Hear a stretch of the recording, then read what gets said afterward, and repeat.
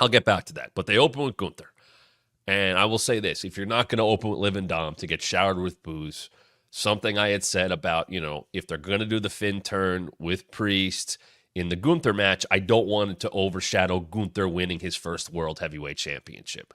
Because as I had said, I think everything that happened with Drew and Punk has been something that's overshadowed Priest's world title reign. And even the other stuff that was going on with Judgment Day was overshadowing Priest's title reign. And maybe that's the story they're going to now start to tell of everything else was going around and he took his eye off the ball and he needed help where he didn't want it. And now, well, that help's gone other than Rhea Ripley.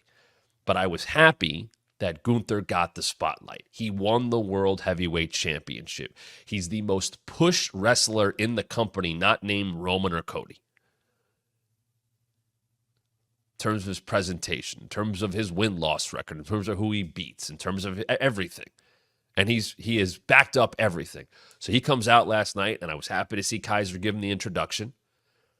And Gunther comes out, he's got the suit, and he looked like a world heavyweight friggin' champion. That's what he looked like. That first title reign, babyface, heel, whatever, sometimes people need to find their footing. They get starry-eyed. Oh, my God, I did it, and I made it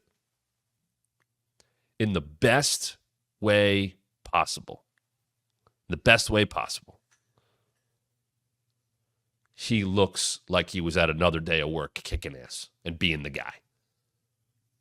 It just looked like, I won the world title at SummerSlam. I told you I was going to do it. And here I am the next day at Monday Night Raw opening the show because I'm the World Heavyweight Champion. I still conduct my business the same, but now I have this gold. I'm on the top of this show. I have this. And you know what else it made me feel like when he won and the way he was presented last night? I know the WWE Championship is the highest. I know that the creation of the World Heavyweight title, because I was the one that actually introduced the damn thing on the bump a couple days after they showed it on Raw.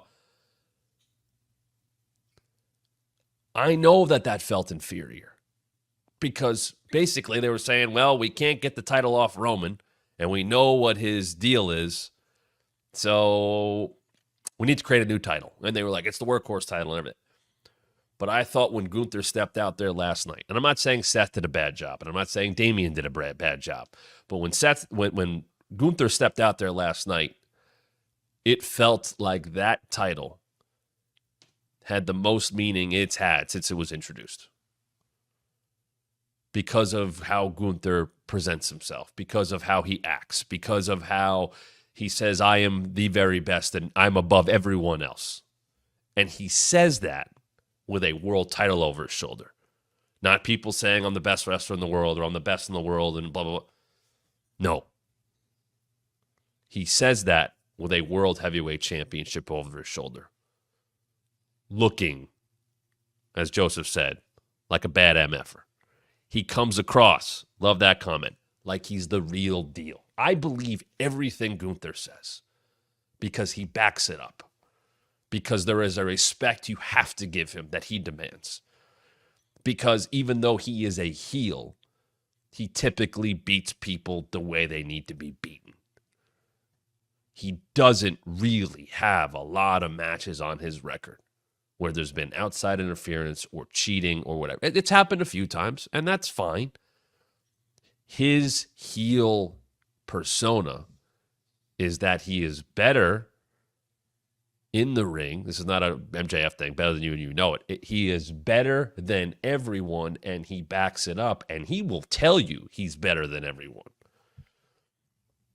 And when he needs to turn it up, he can run down a Miz. He can run down a Chad Gable. He can run down a Sami Zayn. He can run down and turn successfully Damian Priest. Make no mistake about it. The success of Damian Priest's babyface turn should also, not completely, but also be attributed to what Gunther did with him in the lead up to SummerSlam. Gunther had to say those things to put Damian in that position. Yes, I know it's writing, but he had to. There was a way to deliver it. Gunther's words are biting, and I think they bite more because you know how good he is and he can back them up. He is not a chicken shit heel.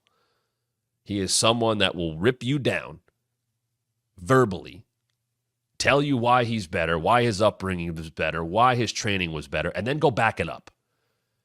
And there is a frustration. There is a jealousy with that. There's always that fine line when a baby face or a heel is so good. Does the crowd not like them because they can't be them? Do they play into that? Or is the crowd in awe of how good they are? Roman Reigns talked down to everybody, and then he backed it up. But over time, and absence makes the heart grow fonder, people just wanted to do this. Even during the run, when he took 9 years to walk to the ring, and he had matches that typically ended the same way. You still wanted to be part of the Roman experience. I talked about this a lot yesterday. You still wanted to be part of the Roman experience, and you respected how good he was. When people get that good at the job, and this is more of a, I want to say, a last, not 20 years, but it's more of a modern thing where people meant, man, that guy's a great heel. I love to boo him. I love how good he is. He's gotten so good, I kind of want to cheer him. I think AEW did that with MJF. I think they went too far, and I think the MJF we're seeing now is a better version of MJF. You know, the my scumbag thing. That was a respect level of, man, he's so good at that, and he's so good at being a heel, I kind of want to like him now. Roman Reigns, so good at his job, I kind of want to like him. The Rock, you know, in the corporation. Funny, catchphrases, all that stuff. Yeah, he was aiming it at baby faces, but you're like, God, that guy's so good at entertaining. And they turned him babyface, and that's where he remained. Until this year when he came up with the great idea all by himself of turning himself heel. That was all The Rock. That's the thing, right? Yeah, glasses. And then I turned myself heel because I thought that was the right thing to do, and I always knew that was the best idea. Anyway, that will live forever. But Gunther, I could see a babyface run down the line. He just doesn't run down his opponents. He just kicks ass in the ring. Rhea Ripley's the same thing. You loved her for a variety of reasons. Believe me. I totally get that. I totally understand that. Her look, what she posts, what she reposts, she knows her fan base. But as I said, she was going to turn babyface when she beat Becky. That was the plan. And they found someone to put against her who was a heel. Sometimes that's what it takes. You put another heel up against the heel you want to turn, and you get the results you want. It happened with Gunther and Damian Priest. It happened with Liv and Rhea Ripley. I'm sure it'll happen again soon. Roman Reigns. Someone he was siding with has become more powerful, has taken his role, and he's come back to take him out. Where it goes next, we will find out on Friday. But Gunther getting that spotlight to open the show, to look the part, to get the pyro. You know what else I can say? You can keep groups together, and they can still have singles motivations.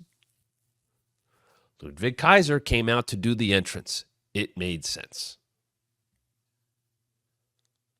He should be part of that moment. He's not part of the matches. Gunther stands on his own there, but they are still affiliated with each other. There's a bond there.